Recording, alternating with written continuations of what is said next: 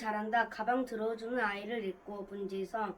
사람들 머릿속에는 파충류가 산다고 한다. 순간에 화를 참지 못하고 버럭 화를 낼 때마다 파충류가 자란다고 한다.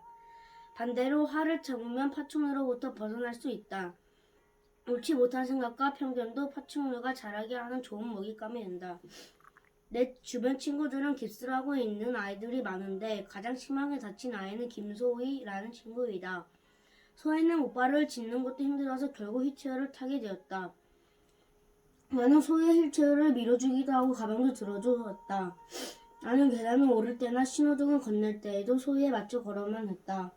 소희가 다쳤는데도 목발과 휠체어가 편한 줄 모르고 나도 다리가 부러졌으면 하고 부러워했다. 일부러 나의 발을 때리거나 부딪혔다. 하지만 다리는 쉽게 부러지지 않았다. 마치 내가 놀부이고 소희가 흥부처럼 말이다. 소희는 나랑 놀다가 다리를 다친 건데 나는 일부러 내 다리를 다치게 하려고 한 것이다. 흥부는 다리를 다친 제비의 다리를 치료해줬기 때문에 박씨를 받은 것인데 놀부는 제비의 다리를 일부러 부러뜨려서 박씨를 받았다.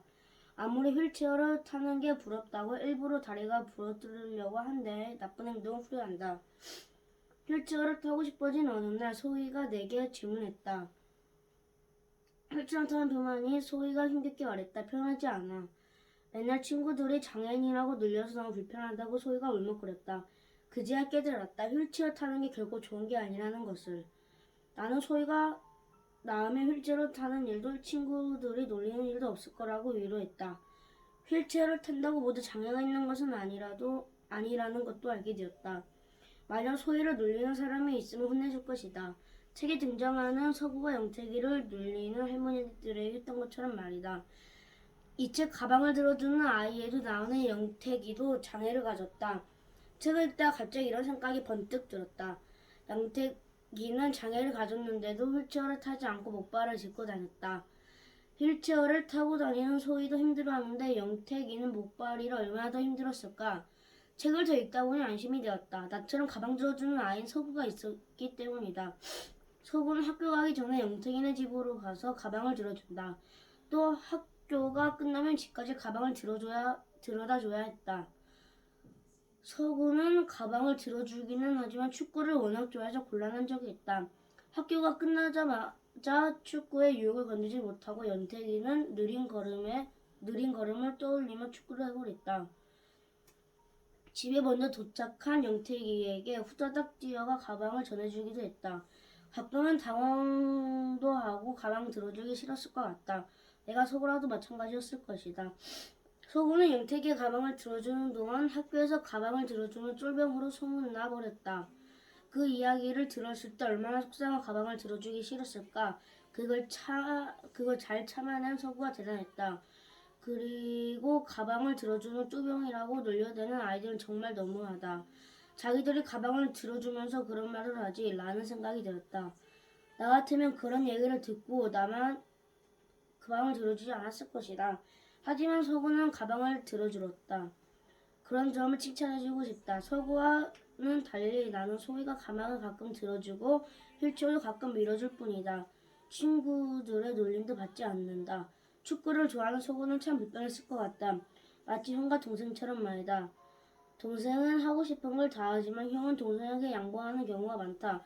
형이니까 참아야 한다는 말도 많이 듣는다. 영택이가 불편한 것은 너무나 많을 것이다. 다리가 다치지 않았던 마음껏 뛰어놀고 성우랑 축구도 함께 했을 것이다. 더우나 못발을 짚고 땀을 뻘뻘 흘리거나 장애인이라고 생일이나 초대한 친구들이 오지 않는 서러움도 없을 것이다. 서구와 영택이는 서로 불편한 점이 많았다. 나 같으면 불편한 점 때문에 오랜 시간 가방을 들어주는 것을 포기했을지도 모른다. 서구와 영택의 관계가 불편함 속에서도 계속 이어진 것은 어떤 힘이 작용해서일지도 모른다. 서구 아버지가 가방을 들어주는 일을 1년 동안 해보라고 격려를 할 때 보통의 아버지가 아니라는 것을 알았다. 아마 성우에게 인내와 봉사의 관에 배울 수 있는 기회라 생각하셨나 보다. 우리가 점점 잃어가는 것은 불편함을 인내하고 남을 위해 나누는 것이라고 생각이 든다. 나는 가끔 생각을 해본다. 장애를 비판하는 사람은 모두 완벽할 것인가? 장애를 비판하는 사람들의 대답은 이럴 것이다.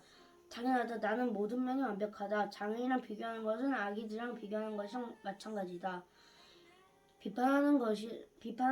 비판이라는 것은 잘못된 것을 지적하는 것이다. 하지만 장애는 잘못된 것이 아니고 지적할 일도 아니다. 세상에 훌륭한 인물 중에는 장애를 가진 사람들의 생각보다 훨씬 많다. 그러니 장애인과 비장애인을 가르면서 정상인이라고 우기는 것은 옳지 않다.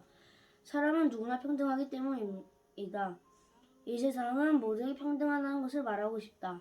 그리고 우리는 키가 자라듯이 생각도 잘하고 양심도 잘한다. 어느 한쪽에 잘하지 않는다면 그것도 장애라 볼 수 있다.